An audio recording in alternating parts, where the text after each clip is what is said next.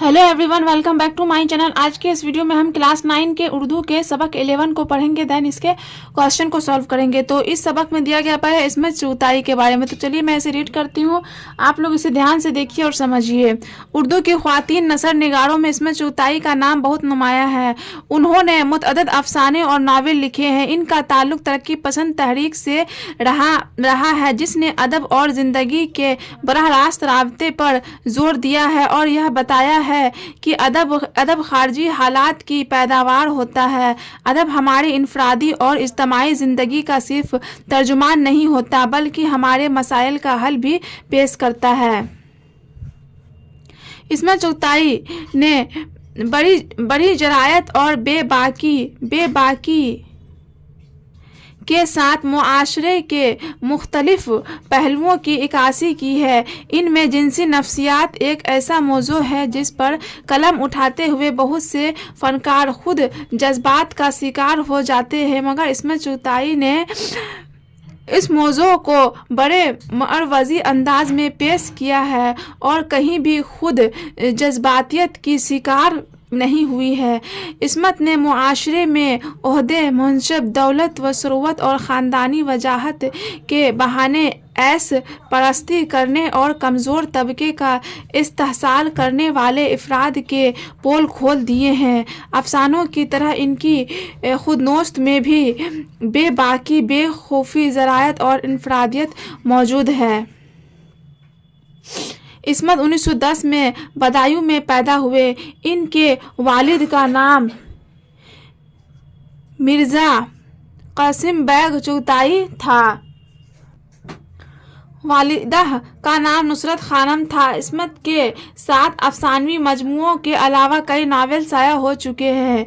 छुई मुई, बदन की खुशबू, लिहाफ, जदी, टेढ़ी लकीर, सौदाई और एक कतरा खून इनकी मशहूर तख्लीकात है। इनका इंतकाल 1991 में हुआ। तो देखिए अब हम लोग पढ़ते हैं इसमें चौथाई का मेरा अदबी सफ़र खुदनोस्त है। चलिए इसको पढ़ते हैं। ददिहाल वालों का ख्याल था कि मैं पूरमपुर अपनी ननिहाल वालों पर गई हूँ। आप लोग इसे ध्यान से देखिए और समझिए। निगोरे शेख पतली डाल खाने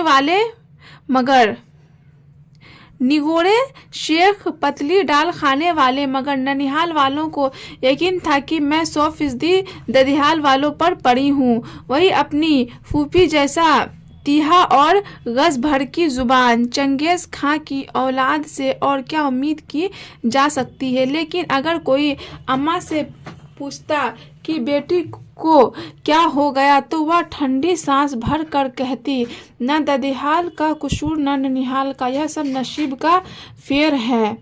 ऐसी सूरत में किसका नाम ले दूं, वह भी जिससे मेरी हस्ती वजूद में आई। कतई टेढ़ा मेरा ना, जरूर पालने पोसने में कहीं भूल चूक होगी, मगर मुझे बजात खुद इस माहौल से कोई शिकायत नहीं जहाँ मेरी तराश खराश हुई। कचर पचर बच्चों के जम गफिर में एक बाप्यादा से सिपाही की तरह तरबियत पाई। न लाड हुए, न नखड़े, न कभी तावीज़ गंडे बंधे, न नज़र उतारी गई, न खुद को कभी किसी की ज़िंदगी का अहम हिस्सा महसूस किया। बहने चुकी बड़ी निकल गई, इसलिए भाइयों की शफ में जगह मिली। खेल कूद का ज़माना उन्हें के साथ गुल्ली डंडा, फुटबॉल और हॉकी खेलकर गुजरा। पढ़ाई भी इनके साथ साथ हुई। सच पूछे तो असल मुजरिम मेरे भाई ही थे, जिनकी सहबत ने मुझे आज़ादी से सोचने पर मजबूर किया। आप लोग अपने बुक में देखिएगा, मेरे बुक में क्या है, मिटा हुआ है, तो इसीलिए आप लोग अपने बुक लेके बैठिएगा। वह शर्म हया जो आम तौर पर दरमियाना तबका की लड़कियों में लाजमी सिफ्त समझी जाती है, पनप ना सकी। छोटी सी उम्र से दुपट्टा ओढ़ना, झुककर सलाम करना, शादी ब्याह के जिक्र पर शर्माने की आदत भाइयों ने छेड़छाड़ कर पढ़ने ही न दी। सिवाय अजीम भाई के सब ही घर में चाको चौबंद थे। कुंबा का कुंबा, हद दर्जा बामजाक और बातूनी आपस में चोंचे चलते, नए नए जुमले तराशे जाते, एक दूसरे की धज्जियां उड़ाई जाती, बच्चे बच्चे की जुबान पर शान रख जाती। अब्बा पेंशन लेकर आगरा के मोड़ोसी घर में रहने लगे। खुली हवा में उड़ने के बाद एकदम से निहायत बोसीदा माहौल की घुटन से वास्ता पड़ा। कहाँ फुटबॉल और गुल्ली डंडा और कहाँ आगरा मोहल्ला, पंजाशाही की बोशीदा गलियां और इन घुटी हुई गलियों में पलने वाली झुक्की झुक्की नीम मदकूक लड़कियां जो अपने दिल की धड़कन से सहम जाती, मेरी इन लड़कियों से बिल्कुल ना बनती ना बनी। यहाँ आप लोग देख लीजिएगा। भी ठन गई जो मुझे छज्जों पर क्लांचे भरता देखकर हैयत जुदा हो जाती। नोज बुआ निछोनी लौंडिया है कि मुआ बाजार तौबा तौबा। और मेरी अम्मा जान नुसरत खानम, जिन्हें लोग प्यार से नच्छू कहते थे, शर्म के मारे पानी पानी हो जाती और आगरा की इन मुर्दा गलियों में पहली बार मुझे अपने लड़की होने का सदमा हुआ। औरत खुदा ने क्यों पैदा की, मरी पटी मजबूर व महकूम हस्ती की क्या जरूरत। धोबिन रोज रात को पटती थी। महतरानी के आए दिन जूते पड़ा करते थे। पास पड़ोस की तमाम ही औरतें आए दिन अपने शौहरों के जूते खाया करती थी और मैं खुदा से गिराकर दुआ मांगती, ए अल्लाह पाक मुझे लड़का बना दे कि मैं भी छत पर पतंग उड़ाने पर ना पिटूं, गलियों में कबड्डी खेल सकूं और आज़ादी से बंदरों के पीछे भागती फिरूं। मगर आगरा में गंदी गलियां ही न थी। उन गलियों में सारे दूर और करीब के रिश्तेदार भी रहते थे जिनसे अम्मा लर्जा करती। जब तक दूसरे शहरों में रहे आज़ाद रहे, अपने कुंबा में आकर तो जैसे बेरियां पड़ गई। मगर मुझे आगरा की इन शर्मीली दबी दबाई लड़कियों से मजबूरन बहनापा जोड़ना पड़ा और मुझे मालूम हुआ कि यह जाहिर में भोली नजर आने वाली लड़कियां बड़ी चलती पुर्जा है। छुप कर वह गुल खिलाए जाते हैं कि इलाही तौबा। बुढ़ियों को चुटकियों में उल्लू बना कर गली के लौंडों से खूब पतंगे बढ़ती है। मुझे इस दोगली जिंदगी से बड़ी कराहट आई। आगरा की मकरुआ फजा से जल्द ही पीछा छूट गया और हम लोग अलीगढ़ मुंतकिल हो गए।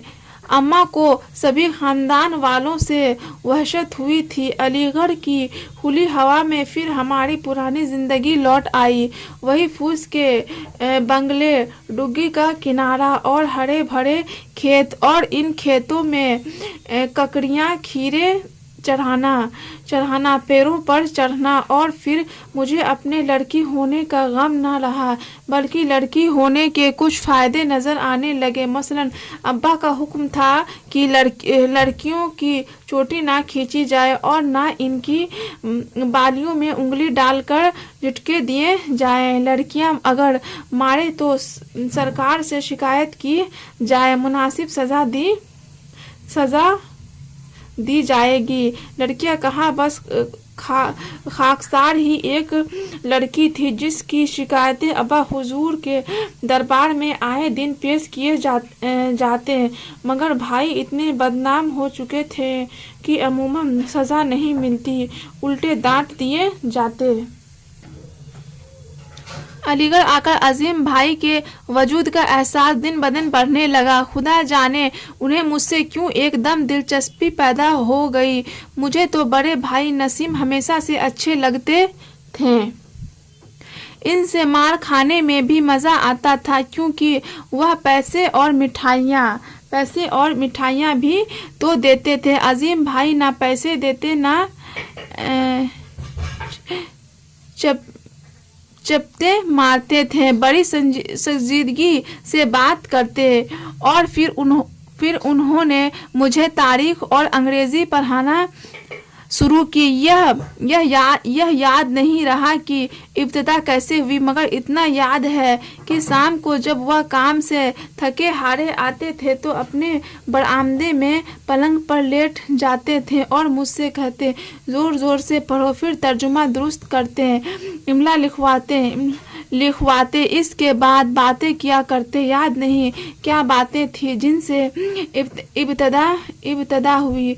बाद में तो हदीस व कुरान के बारे में बताया करते थे। इनका पढ़ाने का तरीका अजीब था। कोई नावल देते कि इसका तर्जुमा कर डालो अंग्रेजी से उर्दू में और उर्दू से अंग्रेजी में, 10-10 सफ़े तर्जुमा करवा डालते। नावलों को तर्जुमा करने में कई फ़ायदे होते थे। एक तो यह कि पूरी नावल का तर्जुमा करने से पहले नावल ख़त्म करना पड़ती थी, और उसी ज़माना से मुझे शिद्दत से नावलें पढ़ने का चक्कर पड़ गया। सारी रात नावलें पढ़े, खाक पल्ले नहीं पड़ा, लिहाजा फिर पढ़ना पड़े। हार्डी वह पहला नावलिस्ट था जिसे मैंने बकौल अजीम भाई घोल कर पी लिया था। उस ज़माना में अजीम भाई ने मुझे इतना मुतासिर किया कि मैं बिल्कुल इनकी आवाज़ बाज़गश्त बन गई। मंसूर के पर्दे में खुदा बोल रहा है। जब मैं बोलती तो सब चिढ़ाते कि यह मैं नहीं, अजीम भाई बोल रहे हैं। और अजीम भाई ने मेरी नासमझी से फ़ायदा उठाया वह बात जो वह खुद न कह पाते। बड़ी होशियारी से मेरे कान में डाल देते और मैं फट कह देती।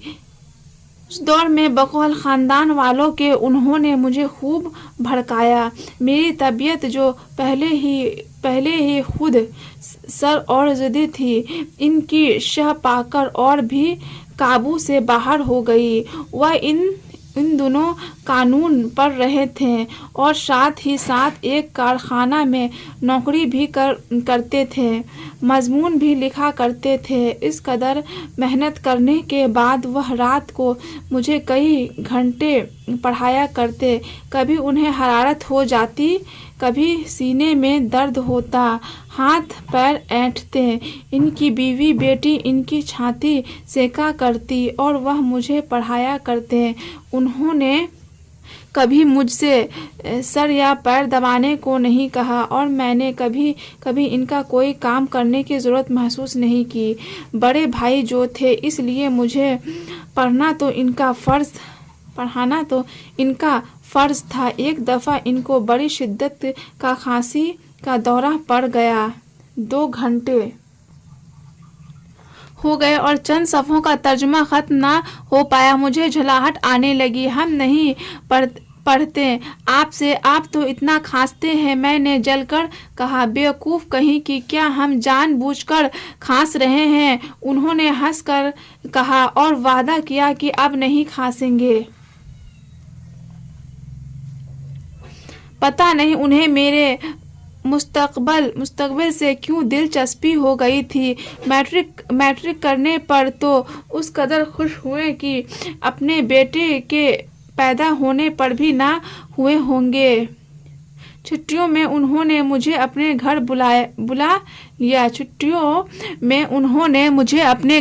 बुला लिया। चूँकि अब वह जोधपुर में वकालत करने लगे थे। उन दिनों उन्होंने मुझे कुरान का तर्जुमा और हदीस पढ़ने में मदद दी, और शायद क्या बल्कि कतई मैंने इनके अफसाने पढ़कर खुद भी छुपा कर लिखना शुरू कर दिया।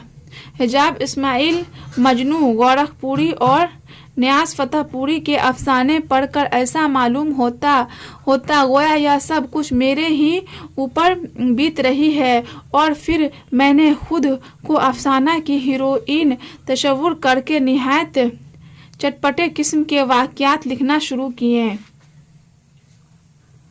मसलन मैं बहुत खूबसूरत हूँ, बिल्कुल हिजाब इस्माइल की हीरोइन की तरह, सुनहरी बाल, नीली आंखें, करमजी रंग का लबादा ओढ़े, नेम दराज हूँ। हीरो आता है, मेरा पहला हीरो हमेशा डॉक्टर होता था, शायद इसलिए कि उस ज़माना में डॉक्टरी ही ऐसा गैर मर्द होता था जो घर में आकर नब्ज टटोल सकता था। यह डॉक्टर लाजमी तौर पर बहुत हसीन होता था, रात भर मेरे सिरहाने बैठा रहता, मेरी हालत ख़राब होने पर ज़ारो कतार रोता, बेताबाना मुझे चूमता और मेरी हसीन मौत पर दाढ़े मार कर रोता और अमूमन खुदकशी कर लेता। क्या मज़ेदार हुआ करती थी यह कहानियाँ। उन्हें लिखने में इतना ही लुत्फ़ आता था जैसा चटपटी कहानियाँ पढ़ने में आता था। अमूमन ऐसी कहानियाँ लिखकर मैं फ़ौरन फाड़ डाला करती, क्योंकि मुझे मालूम था वह गंदी है और अगर किसी ने पढ़ लिए तो वह जूता कारी होगी कि बस। मगर ना जाने क्यों फिर लिख कर दोबारा पढ़ने में लुत्फ़ आता। ऐसा मालूम होता कि जैसे मैंने नहीं किसी और ने लिखी है, और वाकई वह मेरी तशनीफ़ ना थी और ना मेरा रोज़नामचा थी, बल्कि वह इन कहानियों का निचोड़ थी जो मुझे भा चुकी थी। ऐसी कहानियों का मेरे सिरहाने अंबार जमा हो गया और वही हुआ जिसका मुझे खौफ था। एक दिन शमीम, जो उम्र में मुझसे 1.5 साल बड़े हैं, मेरे पलंग पर लेट गए, सिरहाने कागज सरसराए तो निकाल कर पढ़ने लगे। आहा, भूतनी ने क्या गंदी बातें लिखी है, तौबा तौबा। शमीम ने ज़ोर से पढ़ना शुरू किया। मैं पास ही गुसल खाने में नहा रही थी, सर में बेसन डाल चुकी थी। अफवाह बयान नहीं कर सकती कि क्या हालत हुई। या खुदा, अगर एक शतर और आगे पढ़ ली तो फिर डूब मरने के सिवा कहीं ठिकाना ना रहेगा। हैये जुदा होकर मैंने गुस्ल खाना से वह जोर की चिटकियाँ मारे कि सारा घर हिल गया। लोग समझे शायद मूरी से सांप निकल आया और मुझे डस लिया। शमीम बेचारा कागज़ फेंक फाक मेरी जान की खैर मनाने लगा। मैंने उल्टे सीधे कपड़े पहने और बाहर निकलकर शमीम का मुंह नोच डाला। वह बेचारा होंक मुंह फाड़ कर रह गया। आगे उसे पढ़ने का होश ही नहीं रहा। वह खुद मेरी जिंदगी से हाथ धो बैठा था। मैंने उसी वक्त सारा पलंदा जला कर खाक कर दिया। शमीम ने बहुत कहने की कोशिश की कि मैंने निहायत गंदी कहानियाँ लिखी थी, मगर मैंने झुठला दिया कि ट्रांसलेशन था। वह बेचारा परले दर्जा का झूठा मशहूर था, इसलिए किसी ने भी नोट्स ना लिया। अब इस ख्याल से कोफ्त होती है कि अगर बजाय शमीम के कोई दूसरा भाई पढ़ लेता तो वाकई क़यामत आ जाती। बस उस दिन से मैंने तौबा की कि अव्वल तो ऐसी बेहुदा कहानियाँ लिखूंगी ही नहीं, और अगर लिखूं भी तो फ़ौरन फाड़ डालूंगी। हालांकि अब अगर गौर करती हूँ तो हंसी आती है। इन कहानियों में तो कुछ भी नहीं था। फिर कई साल कुछ नहीं लिखा। बीए के बाद दुनिया ही बदल जाती है। 4 साल में इंसान कितना बड़ा हो जाता है। मैट्रिक के बाद 4 साल मैंने कोर्स की किताबें मजबूरन पढ़ी। यूनानी ड्रामा, पेशन पल्ले और शेक्सपियर से लेकर एस्बिन और बर्नार्ड शॉ को बहुत कुछ पढ़ डाला। बर्नार्ड शॉ ने मेरा दिल मुट्ठी में ले लिया। मैंने अपना पहला मजमून या ड्रामा फसादी बर्नार्ड शॉ से हद दर्जा मुतासिर होकर लिखा। मवाद में मैंने अपने इर्द गिर्द से लिया और ईट गाड़ा बर्नार्ड शॉ से सीखा। पीटी क्लास में मेरी हम जमाअत उज़रा हैदर मुझे बर्नार्ड शॉ कहकर खूब चिढ़ाया करती, इसलिए मैंने फौरन बर्नार्ड शॉ के शिकंजा से निकलकर कहानियाँ लिखना शुरू किए। और ज़िंदगी के इस दौर में मुझे एक तूफ़ानी हस्ती से मिलने का मौका मिला, जिसके वजूद ने मुझे हिलाकर रख दिया। रोशन आँखों और मुस्कुराते शगुफ्ता चेहरे वाली रशीदा आपा से कौन ऐसा था एक दफ़ा मिलकर भुना ना जाए। पहली दफ़ा मैंने उन्हें न जाने कौन से जलसे में देखा था। बेगम भोपाल सदारत की कुर्सी पर बैठी हुई थी। कड़कड़ाते जाड़े में बीवियाँ मोटे मोटे दोशाले और कोट डाले पंडाल के अंदर सो कर रही थी और रशीदा आपा बगैर आस्तीन का ब्लाउज पहने धुआंधार कुछ कह रही थी। इनके स्याह भौंरा और घुंघराले बाल हवा में उड़ रहे थे, क्योंकि तकरीर शुरू करने से पहले उन्होंने सामने की खिड़की खोल दी थी। बीवियां बड़बड़ा रही थी। इनके कटे हुए बालों पर बगैर आस्तीन के ब्लाउज पर और खुली हुई खिड़की में से आती हुई बर्फीली हवा पर। मगर इनकी तकरीर भी शायद कुछ कम खारदार नहीं थी, क्योंकि तकरीर के बाद उन्हें बेगम भोपाल ने खूब डांटा। उस दिन इनकी बेहयाई और बेबाकी का तहलका मच गया था और मैंने बेसमझे बूझे इनके हर लफ्ज़ को मोती समझकर पहन लिया था। 38 ईस्वी में रशीदा आपा अंगारों वाली रशीदा आपा बन चुकी थी। अब इनकी सुलगती हुई बातें पल्ले भी पड़ने लगी थी।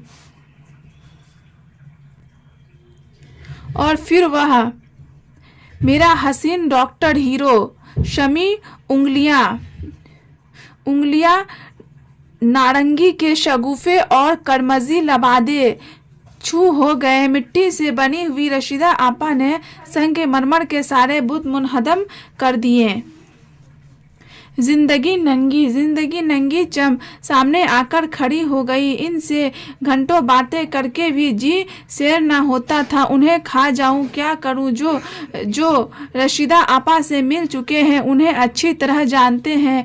अगर वह मेरी कहानियों की हीरोइन से मिले तो दोनों जुड़वां बहनें नजर आए, क्योंकि अनजाने तौर पर मैंने रशीदा आपा ही को उठाकर अफसानों के ताकचा में बिठा दिया कि मेरे तसव्वुर कि दुनिया की हीरोइन सिर्फ वही हो सकती थी। मगर जब गौर से अपनी कहानियों के बारे में सोचती हूँ तो मालूम होता है कि मैंने सिर्फ इनकी बेबाकी की और साफ गोई को गिरफ्त में लिया। इनकी भरपूर सीमावी शख्सियत मेरे काबू में ना आई। मुझे रोती बिसोरती हराम के बच्चे जिन्नती मातम करती उस्मानियत से हमेशा से नफरत थी। वह मखवा की वफा और वह जुमला खूबियाँ जो मुशरकी औरत का जेवर समझी जाती है मुझे लानत मालूम होती है। जज्बातियत से मुझे सख्त कोफ्त होती है। इश्क कतई वह आग नहीं जो लगाए ना लगे और बुझाए ना बने। इश्क में महबूब की जान को लागू हो जाना, खुदकशी करना, वाविला करना मेरे मजहब में जायज़ नहीं। इश्क मकवी दिल व दिमाग है, ना कि जी का रोग। यह सब मैंने रशीदा आपा से सीखा और मुझे यकीन हो गया कि रशीदा आपा जैसी लड़की 100 लड़कियों पर भारी पड़ सकती है। मुल्क की तकसीम के बाद सिवाय फसादात के और कुछ जहन में बाकी ना रहा। मुल्क बिखरा, दुनिया बिखरी और इसके साथ कितनी ही हसीन व नाजुक कदरें चूर चूर हो गई। मकसदी अदब के नारे ने और ज़्यादा गड़बड़ा दिया। क्यों लिखे और क्या लिखे के तहमसा में पढ़कर और भी रास्ता गुम हो गया। अंजुमन तरक्की पसंद मुशन्निफ़ैन ने बहुत कुछ दिया और बहुत कुछ मिटा दिया। कितने नए साथी मिले और पुराने बिछड़ गए और फिर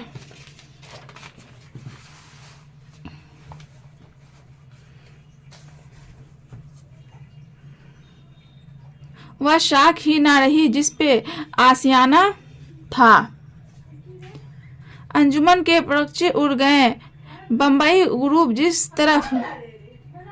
ग्रुप जिसकी तरफ लोगों की नजरें उठा करती थी, फिल्मों में गर्क हो गया। जाहिर है सिर्फ रिसालों के लिए लिख कर रोजी नहीं कमाई जा सकती, न नावले और अफसानों के मजमू से बम्बई का खर्चा चल सकता है। फिल्म ही एक ऐसी लाइन है जहां अगर हाथ लग जाए तो कलम चलाकर रोटी का सहारा हो सकता है। फिल्मों के लिए लिखते वक्त मालूम हुआ कि यहाँ ना बेबाकी की धौंस चलती है, ना साफ गोई काम आती है। यहाँ तो वह चीज़ चाहिए जो छेड़छाड़ कर दौलत लाए। यह एक खास बंधी हुई लकीर के मुताबिक चलना होगा, लिहाजा चलने वाले चले और नाक के बल चले। फसादात के बारे में तजुर्बा सुनी सुनाई से आगे ना बढ़ पाया। धानी बांके और जरे से ज़्यादा ना महसूस कर पाई और ना लिख पाई, मगर इन दो मुज़ामैन को लिखते वक्त मेरे दिल ने बड़े ज़ोर से कलाबाजी लगाई। उस वक्त तक मैंने जितनी कहानियाँ लिखी थी इनमें माँ बाप या तो थे ही नहीं, अगर थे तो निहायत फजूल सी शय। उन्हें नज़रअंदाज करके ही मेरी दानिश्त में इन पर फतह पाई जा सकती है। वालिदैन सड़क का रोड़ा ही तो है जो औलाद के रास्ता में रुकावटों के सिवा कुछ नहीं पैदा करते। यह ना करो वह ना करो अब तक मेरे दिमाग में बसा हुआ था, लेकिन यह दो मजमून लिखते वक्त मैंने अपनी माँ को देखा। सब उन्हें अकेला छोड़कर पाकिस्तान जा चुके थे। मैं इनसे मिलने जोधपुर गई। अम्मा हमारे जाती मकान के सामने एक मुख्तसर से कमरे में मुंतकिल हो गई थी। हमारा अपना वसी मकान रिफ्यूजियों के कब्जा में था। मैं पहुंची तो धुंधारा उजरे हुए कमरे में अम्मा बैठी हुई थी। अम्मा को हम लोगों को चूमने चाटने की कभी फुर्सत ना मिली। मुझे नहीं याद इससे पहले कभी उन्होंने मोहब्बत का इजहार किया हो, मगर उस वक्त मुझे देखकर वह बच्चों की तरह फूट फूट कर रोने लगी। अपने कयाम के ज़माने में बार बार मैंने देखा वह खामोश खिड़की से अपने घर को तक रही है, जहाँ भरे पूरे ख़ानदान के साथ हम सब हंसी खुशी रहते थे। बच्चे क्लांचे भरते थे, लड़ाइयाँ होती थी, मिलाप होते थे। मैंने इनकी उम्र की तरफ देखा, इस अकेलेपन को देखा। मोटे मोटे 10 बच्चे पैदा करके भी वह अकेली थी। मेरे दिल में प्यार का तूफान उबल आया।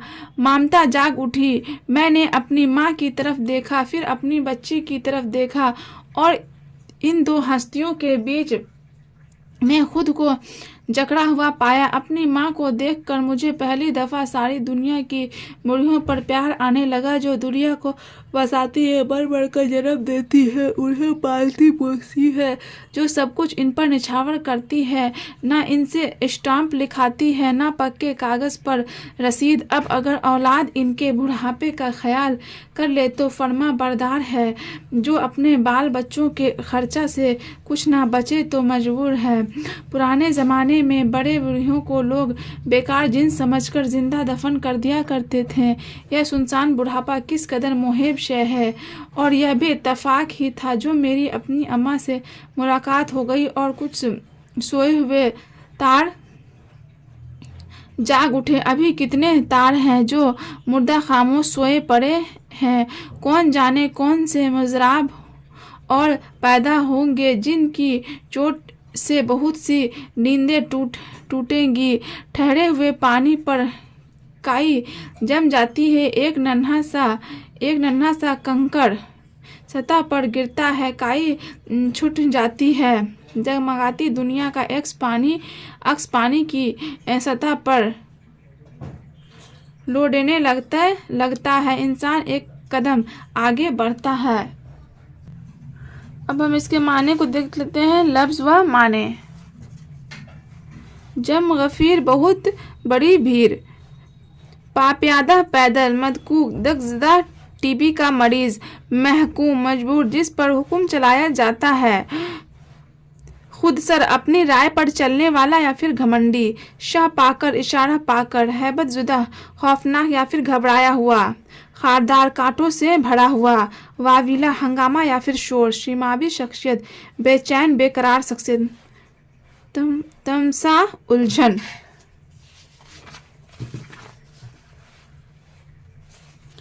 परखचे टुकड़े। मजराब सितार पर ज़रब लगाने का टुकड़ा या फिर तारों को छेड़ कर आवाज़ पैदा करने वाला लकड़ी का टुकड़ा। अब देखिए यहाँ पे कुछ क्वेश्चंस दिए गए हैं, 1 से लेके 5 तक है, तो चलिए इनको हम सॉल्व करते हैं।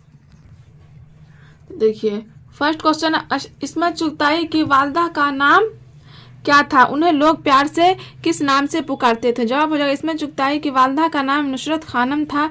उन्हें लोग प्यार से नच्छू कहते थे। नेक्स्ट है, अंगारे की मौलिफ व मुरत्तिब कौन थी? अंगारे की मुरत्तिब व मौलिफ रशीदा आपा थी। नेक्स्ट है, अजीम बैग चुगताई से अस्मत चुगताई का क्या ताल्लुक था? जवाब हो जाएगा अजीम बैग चुगताई और अस्मत चुगताई दोनों भाई बहन थे। दोनों क्या थे? भाई बहन थे।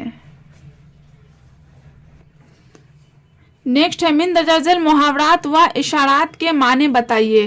क्लांचे भरना मतलब उछल कूद करना। गज भर की जुबान, बढ़ चढ़कर बोलना। घोल कर पी लेना मतलब किसी तहरीर को अच्छी तरह याद कर लेना। शह पाना मतलब खामोश इशारा पाना। हाथ धो बैठना मतलब कि खो देना। नाक के बल चलना मतलब दूसरों की मर्जी के मुताबिक चलना।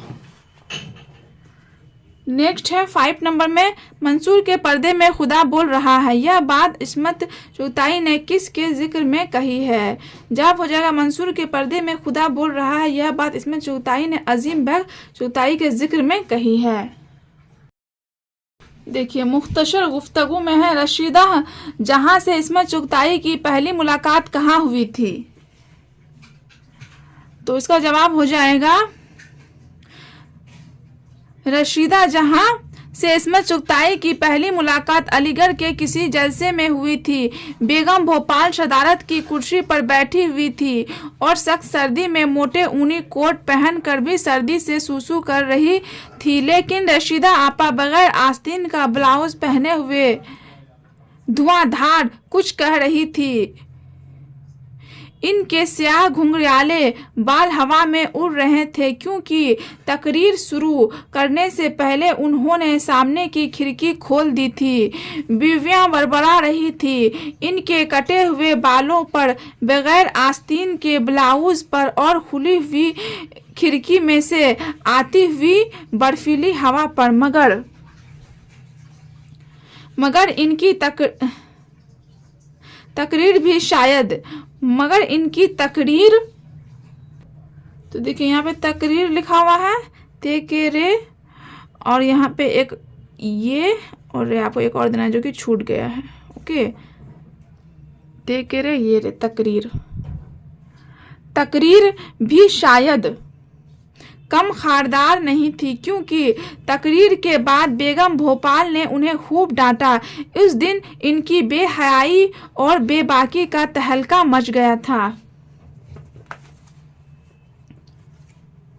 नेक्स्ट है रशीदा जहां ने तरक्की पसंद अदब के तर्जुमान के तौर पर जो किताब मुरतब की थी इसका नाम क्या है? जवाब, रशीदा जहां अदब की दुनिया में जिंदगी नंगी चंप सामने आकर खड़ी हो गई। इनसे घंटों बातें करके भी जी नहीं भरता था। जो लोग रशीदा जहां से मिल चुके हैं वह फैसला नहीं कर पाते कि वह उन्हें खा जाए या क्या करें। रशीदा जहां ने तरक्की पसंद अदब के तर्जुमान के तौर पर जो किताब मुरतब की थी इसका नाम अंगारे हैं, जो 1938 ईस्वी में शाया हो चुकी है। नेक्स्ट है इसमें चुगताई आखिरी बार अपनी वालदा से कहाँ मिली थी?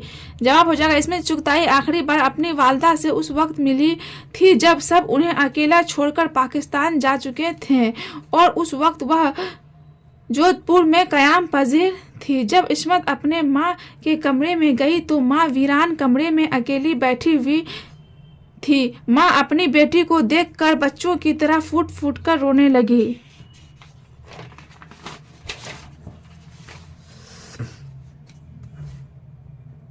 इस्मत के दिल की कैफियत उस वक्त यह थी कि माँ की तन्हाई को देखकर उन्हें सारी दुनिया की बूढ़ियों पर प्यार आने लगा। यह सुनसान बुढ़ापा भी किस कदर मुहीब शय है। नेक्स्ट, इसमें चुगताई के वालिद पेंशन लेकर कहाँ रहने लगे थे? जवाब हो जाएगा, इसमें चुगताई के वालिद पेंशन लेकर आगरा के अपने मौरूसी मकान में रहने लगे थे, जहाँ का माहौल बोशीदा और घुटन भरा था। आगरा मोहल्ला पंजा शाही की बोशीदा गलियां और इन घुटी हुई गलियों में पलने वाली झुक्की झुक्की नीम मदकूक लड़कियां जो अपने दिल की धड़कन से सहम जाती। देखिए तफसीली गुफ्तगू में है। इसमें चुगताई रशीदा जहां की शख्सियत से क्यों मुतासिर थी? तो इसका जवाब हो जाएगा, इसमें चुगताई रशीदा जहां की शख्सियत से इसलिए मुतासिर थी कि इनसे घंटों बातें कीजिए मगर जी शेयर न होता था। उन्हें खा जाऊं क्या करूं। जो रशीदा आपा से मिल चले हैं वह उन्हें अच्छी तरह जानते हैं। अगर वह मेरी कहानियों की हीरोइन से मिले तो दोनों जुड़वा बहने नजर आए। इस्मत ने तो अनजाने तौर पर रशीदा जहां को उठाकर अपने अफसानों के ताकचों में बिठा दिया कि इनके तशव्वुर की दुनिया में हीरोइन सिर्फ वही हो सकती थी। मगर जब वह गौर से अपनी कहानियों के बारे में सोची तो यह पता चलता कि उन्होंने सिर्फ इनकी बेबाकी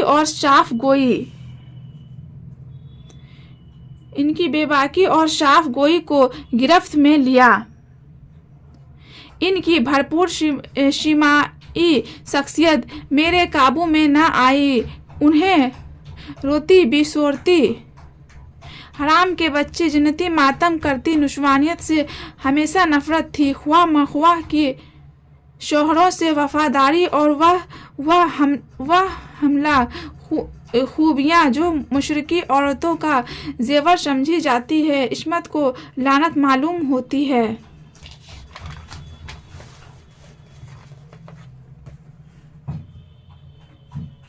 रशीदा जहां के ख्याल में इश्क कतई वह आग नहीं जो लगाए ना लगे और बुझाए ना बने।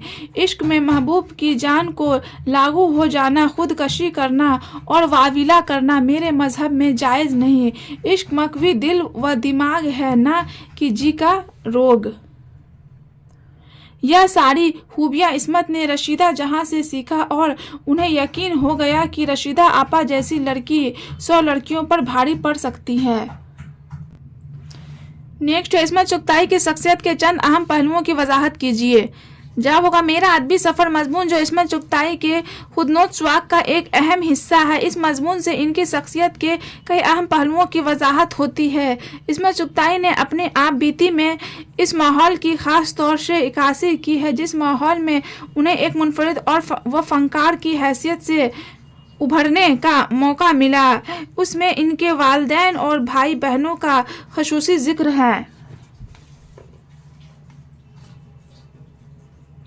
ان کی تحریروں سے اندازہ ہوتا ہے کہ انہوں نے ترقی پسند تحریک سے وابستگی کے زمانے میں سب سے زیادہ اثرات رشیدہ جہاں سے حاصل کیے ہیں۔ رشیدہ جہاں کے خیالات اور ان کی شخصیت عصمت چغتائی کے ذہن میں ہمیشہ ایک مثالی شخصیت کی رہی۔ ان کے علاوہ وہ اپنے بھائی عظیم بیگ چغتائی سے بھی خاصی متاثر رہی ہے۔ عصمت چغتائی نے اپنی مختصر آپ بیتی میں اپنے خاندانی حالات بھی پیش کر دیے ہیں، اپنے عہد کی ادبی سرگرمیوں کا بھی ذکر کیا ہے، اپنی تعلیم و تربیت، معاشرین سے تاثرات، اپنی پسند و ناپسند، اپنے زمانے کے سیاسی و سماجی حالات، غرض ان تمام باتوں کا ذکر کر دیا ہے جو خود ان کی شخصیت کو سمجھنے میں معاون ثابت ہوتی ہے۔